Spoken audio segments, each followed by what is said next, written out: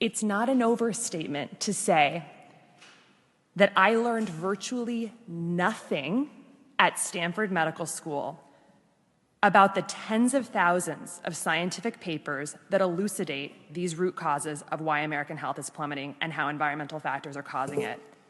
For instance, in medical school, I did not learn that for each additional serving of ultra-processed food we eat, early mortality increases by 18%. This now makes up 67% of the foods our kids are eating. I took 0 nutrition courses in medical school. I didn't learn that 82% of independently funded studies show harm from processed food, while 93% of industry-sponsored studies reflect no harm. In medical school, I didn't learn that 95% of the people who created the recent USDA food guidelines for America had significant conflicts of interest with the food industry. I did not learn that 1 billion pounds of synthetic pesticides are being sprayed on our food every single year. 99% of the farmland in the United States is sprayed with synthetic pesticides, many from China and Germany. And these invisible, tasteless chemicals are strongly linked to autism, ADHD, sex hormone disruption, thyroid disease, sperm dysfunction, Alzheimer's, dementia, birth defects, cancer, obesity, liver dysfunction, female infertility, and more, all by hurting our metabolic health. I did not learn that the 8 billion tons of plastic that have been produced just in the last 100 years, plastic was only invented about 100 years ago, are being broken down into microplastics that are now filling our food, our water, and we are now even inhaling them in our air. And that very recent research from just the past couple of months tells us that now about 0.5% of our brains by weight are now plastic. I didn't learn that there are more than 80,000 toxins that have entered our food, water, air, and homes by industry, many of which are banned in Europe, and they are known to alter our gene expression, alter our microbiome composition and the lining of our gut, and disrupt our hormones.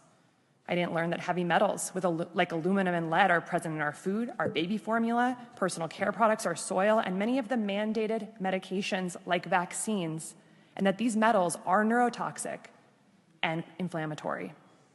I didn't learn that the average American walks a paltry 3,500 steps per day, even though we know, based on science and top journals, that simply walking 7,000 steps a day slashes by 40 to 60% our risk of Alzheimer's, dementia, type 2 diabetes, cancer, and obesity. I certainly did not learn that medical error and medications are the 3rd leading cause of death in the United States. I didn't learn that just 5 nights of sleep deprivation can induce full-blown prediabetes. I learned nothing about sleep, and we're getting about 20% less sleep on average than we were 100 years ago. I didn't learn that American children are getting less time outdoors now than a maximum security prisoner.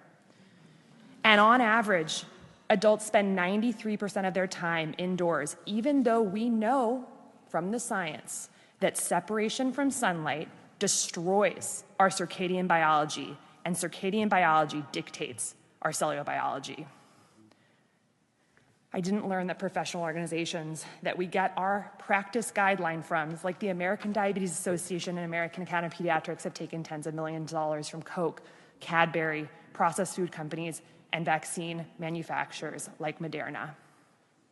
I didn't learn that if we address these root causes that all lead to metabolic dysfunction and help patients change their food and lifestyle patterns with united, strong voice, we could reverse the chronic disease crisis in America, save millions of lives and trillions of dollars in healthcare costs per year. Instead, doctors are learning that the body is 100 separate parts, and we learn how to drug, we learn how to cut, and we learn how to bill. I'll close by saying that what we are dealing with here is so much more than a physical health crisis. This is a spiritual crisis. We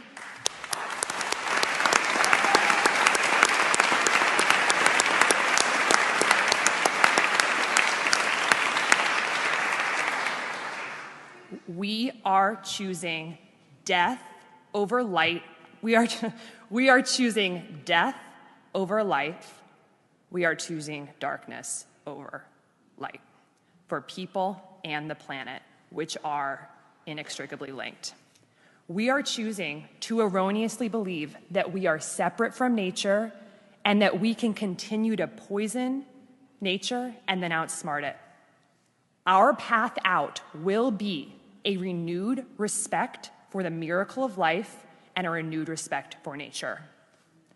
We can restore health to Americans rapidly with smart policy and courageous leadership. We need a return to courage. We need a return to common sense and intuition. We need a return to awe for the sheer miraculousness of our lives. We need all hands on deck.